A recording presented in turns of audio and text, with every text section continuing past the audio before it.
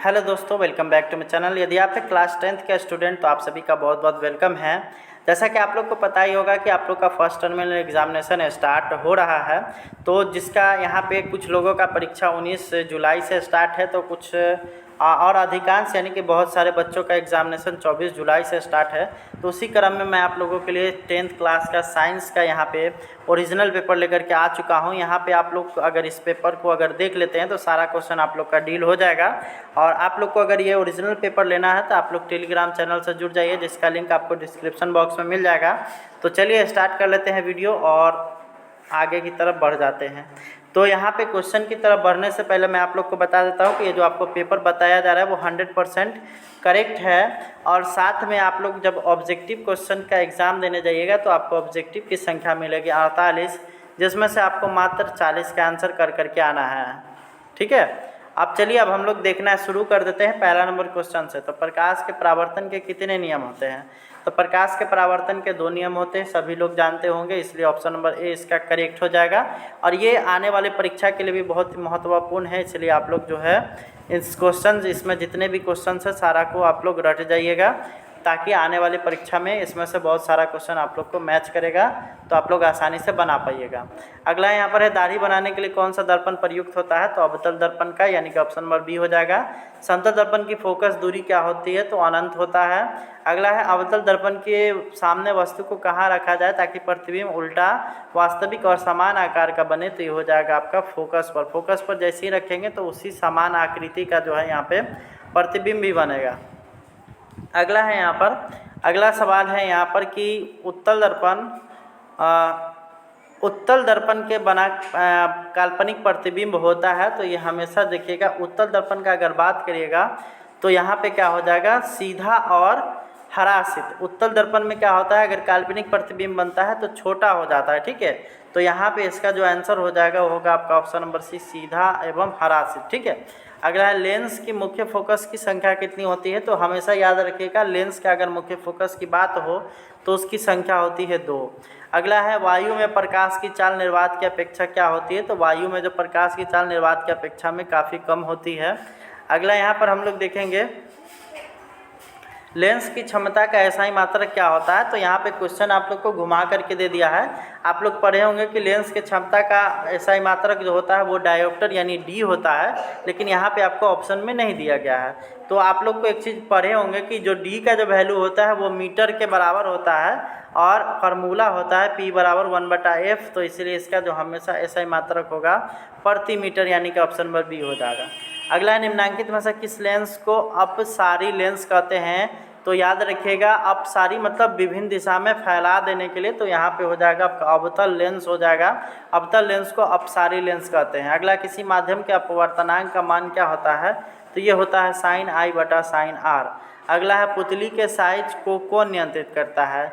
तो अगर पुतली का जो साइज है उसको नियंत्रित करना है तो वो हमेशा पक्षमावी पेशियाँ जो होती है यानी सिलियरी मसल्स, वही आप लोग का ये नियंत्रित कर सकता है। अगला यहाँ पर है निकट दृष्टि दोष दूर करने के लिए किस लेंस के व्यवहार किया जाता है? तो याद रखिएगा निकट दृष्टि दोष में क्या होता है, नज़दीक की वस्तु साफ साफ दिखाई देती है परंतु दूर की वस्तु अच्छे से नहीं दिखाई देता है, तो इसलिए उसमें वहाँ पे अवतल लेंस का यूज किया जाता है, इसलिए इसका ऑप्शन नंबर सी हो जाएगा।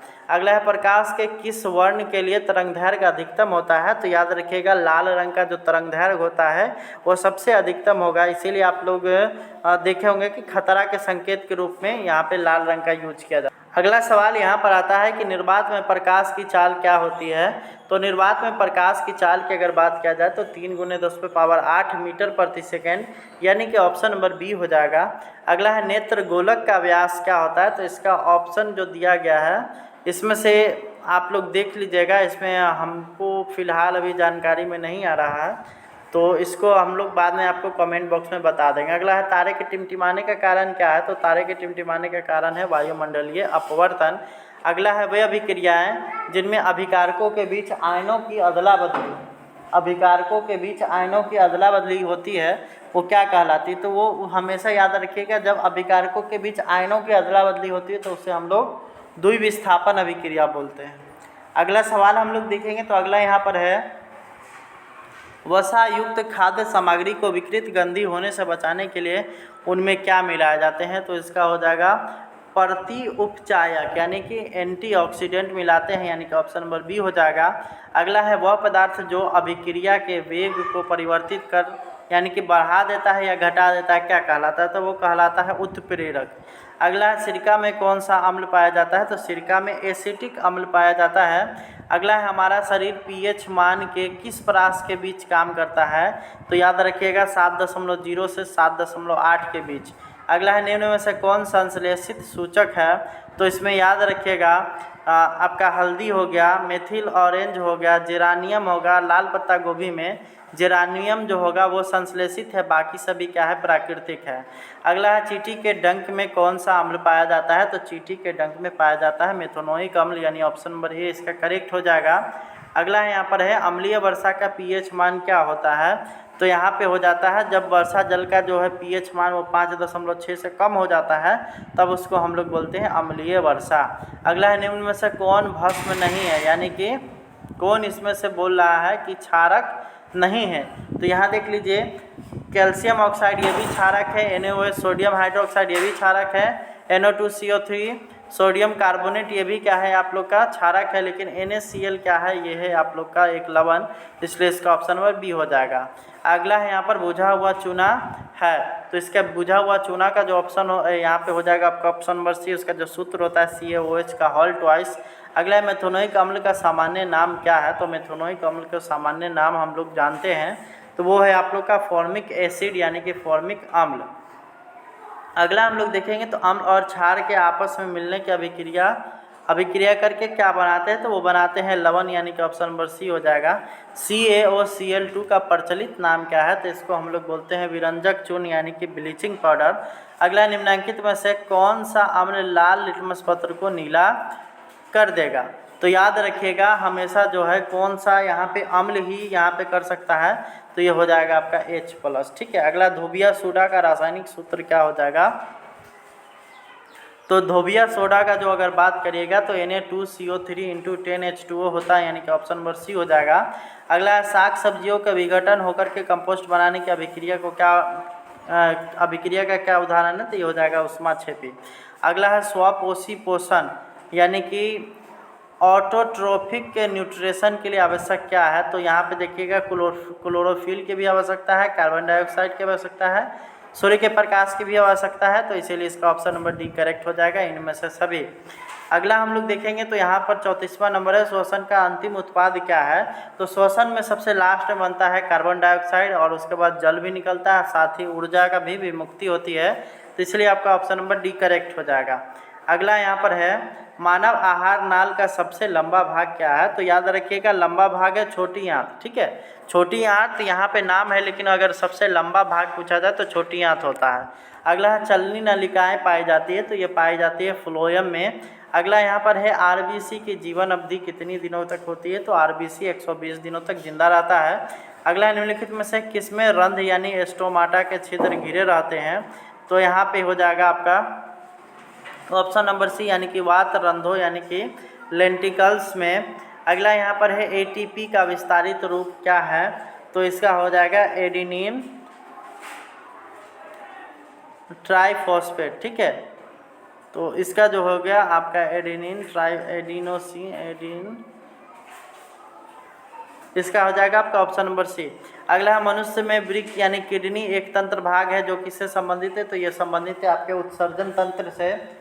अगला हम लोग देखेंगे तो अगला यहाँ पर सवाल है थायरोक्सिन के संश्लेषण के लिए क्या अनिवार्य है? तो थायरोक्सिन जो हार्मोन स्रावित होता है उसके लिए आयोडीन की आवश्यकता है। अगला है पित्त रस का स्राव कहाँ से होता है? तो पित्त रस का स्राव होता है यकृत से। अगला हम लोग देखेंगे तो यहाँ पर है मनुष्य में मस्तिष्क का कौन सा भाग शरीर के संतुलन के लिए उत्तरदायी होता है? तो ये होता है सेरिबेलम यानी कि ऑप्शन नंबर ए अनुमस्तिष्क। अगला है मानव हृदय में कितने कोष्ठ होते हैं? तो मानव हृदय में 4 कोष्ठ होते हैं। अगला है दो तंत्रिका कोशिका के मध्य खाली स्थान को क्या कहते हैं? तो इसको कहा जाता है सिनेप्स यानी कि ऑप्शन नंबर बी। अगला हम लोग देखेंगे तो यहाँ पर है पायरुवेट के विखंडन से यह कार्बन डाइऑक्साइड जल तथा ऊर्जा देता है, यह क्रिया कहाँ होती है? तो ये होता है आपका ऑप्शन नंबर सी यानी कि माइटोकॉन्ड्रिया में। अगला है यहाँ पर कृत्रिम वृक्क किस अपशिष्ट को रुधिर से अलग करती है? तो ये हो जाएगा आपका ऑप्शन नंबर ए नाइट्रोजनी अपशिष्ट को। अगला हम लोग देखेंगे सवाल, तो यहाँ पर है आप लोग का मानव हृदय का औसत प्रकुंचन दाब क्या है? तो ये औसत अगर प्रकुंचन दाब की अगर बात किया जाए तो 80 mm ऑफ Hg यानी कि ऑप्शन नंबर सी हो जाएगा। इसका सब्जेक्टिव भी मैं आप लोग के लिए थोड़ी देर में लाने वाला हूँ, तो आप लोग यहाँ से थोड़ा सा इसका झलक देख लीजिए क्वेश्चन के बारे में। जैसे यहाँ पे आप लोग का है टिंडल प्रभाव, टिंडल प्रभाव हो गया। उसके बाद है मानव आँख में दृष्टि दोष क्या है या कितने प्रकार के होते हैं, ये आप लोग यहाँ से देख सकते हैं। इन सभी का आप लोग का आंसर तुरंत ही थोड़ी देर में मिलने वाला है। तो चैनल को जरूर सब्सक्राइब करिए, टेलीग्राम से जुड़िए। Thanks for watching.